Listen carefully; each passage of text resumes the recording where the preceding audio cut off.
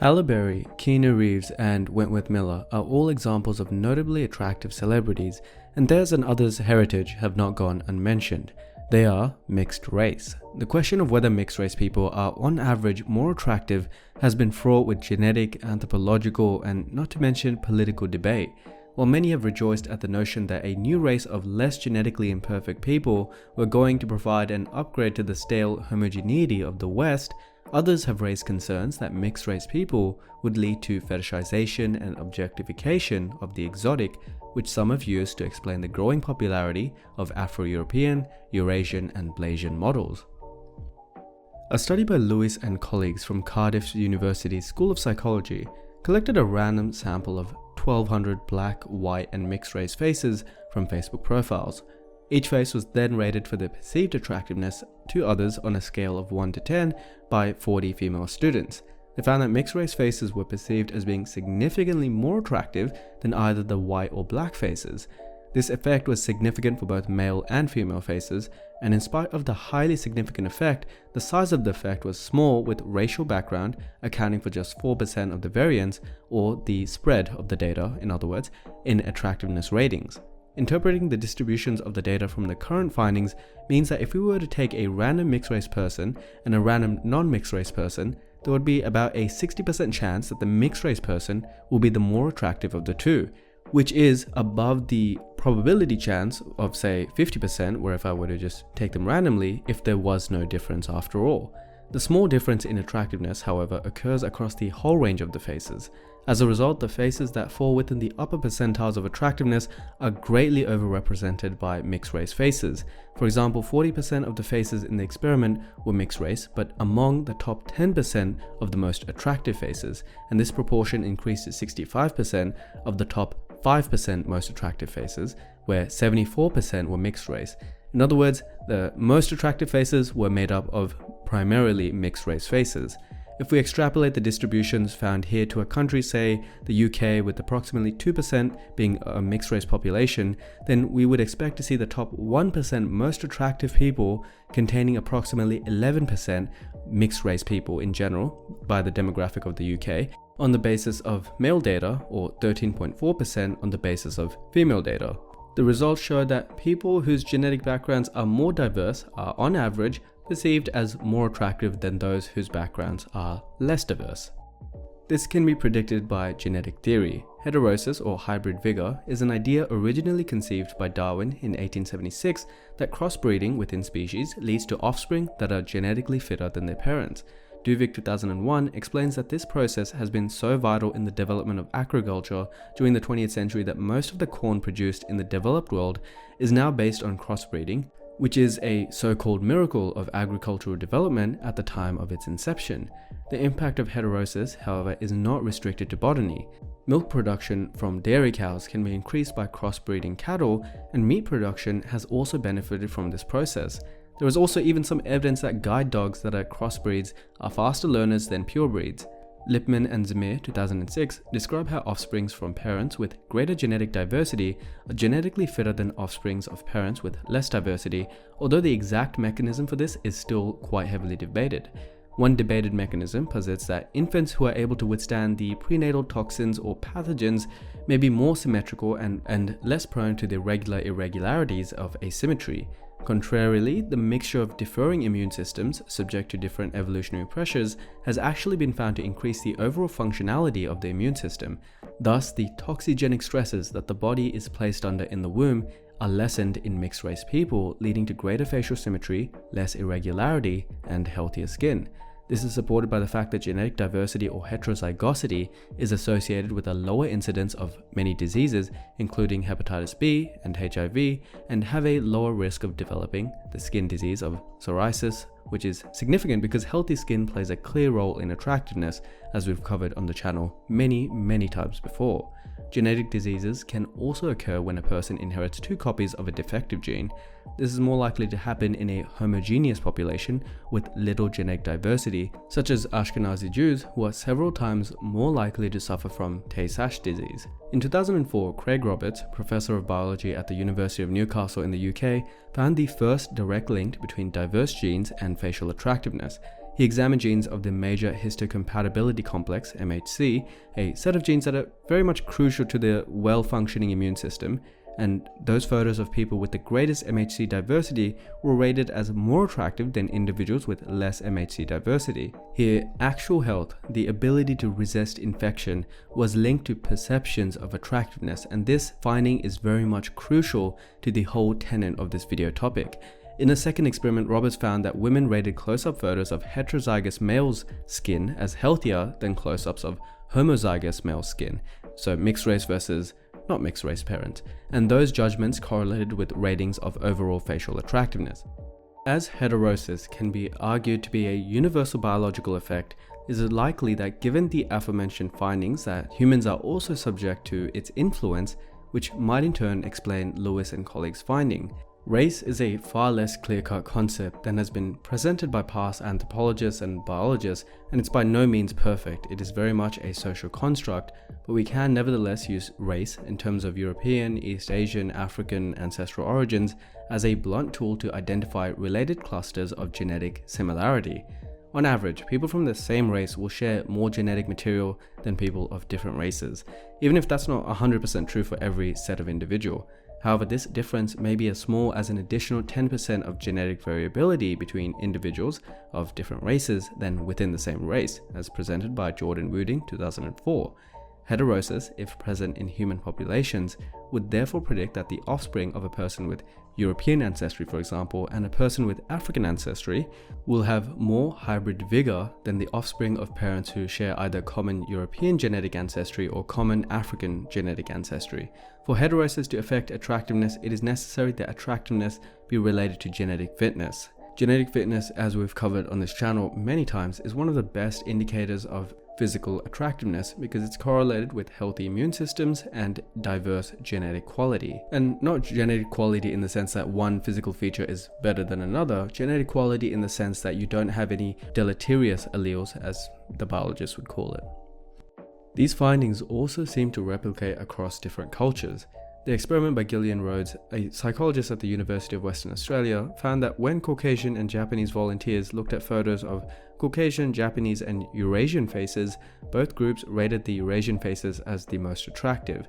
This experiment would also refute the notion that, despite the statistical significance of the findings in Lewis et al. Study, these results could not be explained by random chance, in that those selected from the mixed race sample also happened to be the most attractive regardless of their ancestry. What this means in very simple terms for the brainless Twitter trolls out there, mixed race faces were found to be more attractive in multiple studies regardless of what their parents' origins are, as long as that they're mixed race.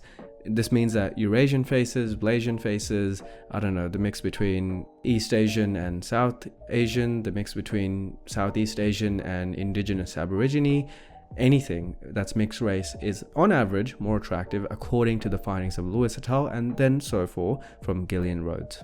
This is proven because the methodology from Gillian's study was based on creating visages, which were created by first digitally blending a series of faces from each race into a composite to create an average looking face, or the middle of the road feature.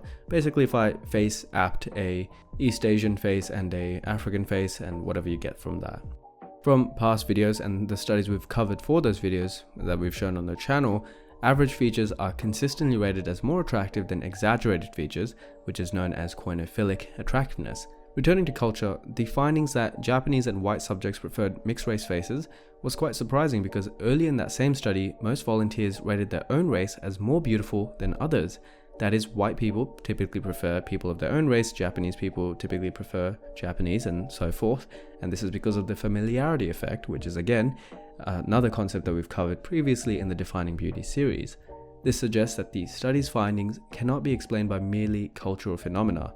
Mixed race people are not attractive because they're shown on TV more often, for example. Rhodes' findings also dispelled the notion that the offspring of the most common cross-race pairing of European and African have Afro-European specific traits which are more preferred. An example, rather than caramel-colored skin being somehow inherently better than regular skin or dark skin or light skin, it is more likely that people associate it with higher skin quality because of the immunobeneficial traits that we mentioned earlier of having two very diverse immune systems come together. This is supported by Roberts' second study, which mentioned earlier found that women rated close-ups of heterozygous male skin more highly than close-ups of homozygous male skins. If we take this theory to its logical conclusion, countries and areas with more mixed-race people would obviously score higher in attractiveness than those without. One example is Brazil, whose history has been defined by ancestral heterogeneity with admixtures of Portuguese, European, African, Mestizo, and even Japanese ancestry being common through a series of migratory waves throughout its history. As expected, we see a disproportionate number of Brazilian models in the modeling industry, despite the disadvantage that comes from hailing from a largely non-European country and speaking a marginal European language of Portuguese. Adriana Lima seems to be the perfect example of a Brazilian model who may highly benefit from her incredibly mixed heritage with Portuguese, native Brazilian, African, Japanese, and Swiss ancestry. Given that attractiveness is related to genetic fitness, from Human Montgomery 2001, we might therefore expect mixed-race people to excel in life success outcomes as well. When we look at sport, we see that although mixed-race people comprise of only around 2% of the UK population, and Afro-Europeans are even lower than this, they are vastly overrepresented in the English Premier League. 33% of players in the Premier League as of 2017 were black or ethnic minority, with a significant proportion of those being mixed race. In response to the notion of African superiority in sport, in 1971, African-American sociologist Harry Edwards wrote, "The myth of the black male's racially determined inherent physical and athletic superiority over the white male rivals the myth of black sexual superiority in antiquity." Later in 2003, the JBHE Foundation published an article in the Journal of Blacks in Higher Education where they pushed back against the idea of a black gene leading to black superiority in athletics, a concept referred to here as racist theory. The JBHE contended that if there is a black gene that leads to athletic prowess, then why do African Americans, 90% of whom have at least one white ancestor, outperform blacks from African nations in every sport except long distance running? Could it be because of their mixed race ancestry? We also see this in sports where homozygous ethnic minorities are typically less well represented. In Formula 1, the only driver of African descent is Lewis Hamilton, and even then he's of mixed heritage, while the only notable golfer of African descent is Tiger Woods, and again he's of mixed heritage. This is a trend in many sports where ethnic minorities are not present or very poorly represented. Is Lewis Hamilton or Tiger Woods truly better than a all Chinese or all Thai or all African or all Caucasian? Because mind you, this is Tiger Woods' racial ancestry. Then does that mean that he's actually better than them because of being mixed race, or is he allowed into these sports because he has European ancestry, which mind you is much more of a racial and cultural issue rather than a biological topic, which is not what we're covering here. To round off this video, there is good evidence to suggest that mixed race people do benefit from the heterozygosity, just like dairy cows do, just like peas do, just like corn does, and every other biological organism follows the rules of evolution. I've also mentioned the cliche on this channel that achieving the peak of attractiveness involves both symmetry and averageness, but also one or two of these exotic or idiosyncratic features that sets them apart. Given the larger scope for genetic variation among those of mixed race heritage, it is not yet clear that they benefit from the trademark indicators of attractiveness, symmetry, averageness, proportion, dimorphism, those ones, or do they benefit from being more exotic looking and thus their appeal would go down if mixed race people became more common? Then there's also another touchy issue where in many ethnic minorities, particularly in the West, people have this inferiority complex where they believe that by mixing their genetic ancestry with European or Caucasian descent, they can improve their looks and thus become more occidentalized. I covered this issue very, very long ago, one of the earliest videos on this channel on ethnocentrism and how it affects our perceptions of beauty, where basically the gist of it, and I'm reading off the top of my head, in countries like Brazil, there's this attitude that Brazilians mixed with European ancestry are better than those mixed with indigenous South American ancestry. So I recommend you go watch that video just to get the quotes and where this idea comes from and to get more information on it, because I do remember this being a thing 100%. The last social caveat that I want to touch upon just before we end this video is to consider that does being mixed with European ancestry actually provide more social mobility, like in the case of Tiger Woods or Lewis Hamilton, or are they truly better than their non-mixed race counterparts? I mean, I'm not seeing any Blasian Formula 1 drivers, I'm not seeing any Blasian golfers, so could it just be a coincidence that Tiger Woods and Lewis Hamilton are both European mixers, or could there be a deeper idea at play of social mobility? Again, these are not discussions for our channel. This is for a channel to talk about racial identity and racism, but the idea that mixed race faces are more attractive very much is represented in the scientific literature.